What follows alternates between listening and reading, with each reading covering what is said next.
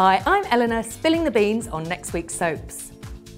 The Masouds have more skeletons than Wolford Cemetery, and they're at the heart of the drama when Yusuf invites Saeed and Christian to the wedding. Then Yusuf convinces Afia to uninvite Masood, who swears to Yusuf he'll stop the wedding at all costs. Maz warns Zainab that Yusuf is dangerous, but she's way past listening to him, so he bursts into the Mendi ceremony and forbids the wedding. Tam has news for him, however. They're already husband and wife.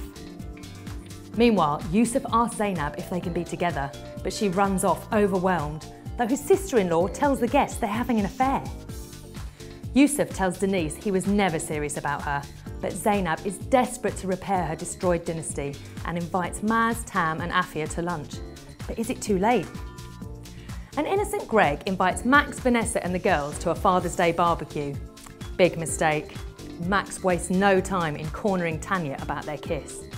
She says it was a mistake, but Max manages to get rid of Greg long enough to repeat the feat with his ex.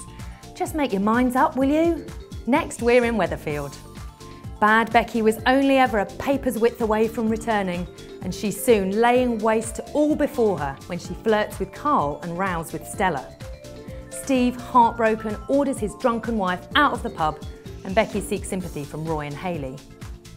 When Steve takes a well-earned break at brother Andy's, Becky decides to resume control of the Rovers, which works as well as you can imagine. She misses the liquor delivery, forgets to go to the wholesalers, and generally creates havoc. It's the final straw when Ken threatens to call the police on her after she turns the pub music up. Meanwhile, Stella does her PR no harm when she wrestles a hoodie to the ground in the bookies when he tries to rob it. Take a lesson, Becky. A big thaw between Carla and Peter begins when he defends her as the police ask awkward questions about Fizz. Then Carla learns that her mother has died and turns to the bottle when she has to attend the funeral alone. But deeply remorseful, she calls Peter for help. Unfortunately, Leanne walks in on Peter comforting her.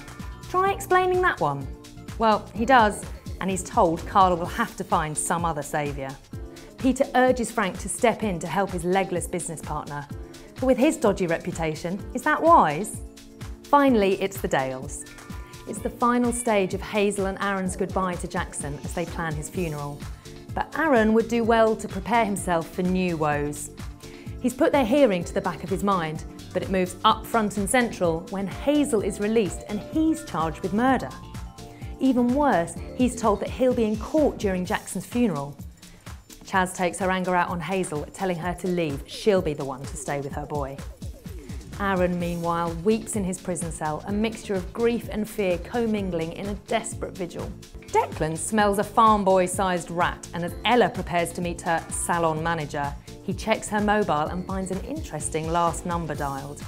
He follows her to the hotel, where Adam narrowly avoids him, that was lucky, and confronts her about the suspected affair. Ella convinces him otherwise, but it's a close enough call for her to realise she and Adam are history. And she doesn't want her daughter dating a cheat, so he has to end it with Mia too. Elsewhere, Paddy's playing it all wrong as he gets more and more distant from Rona, and when he tries to make up with her, work gets in the way. He knows plenty about animals, Paddy, but he's got a lot to learn about humans.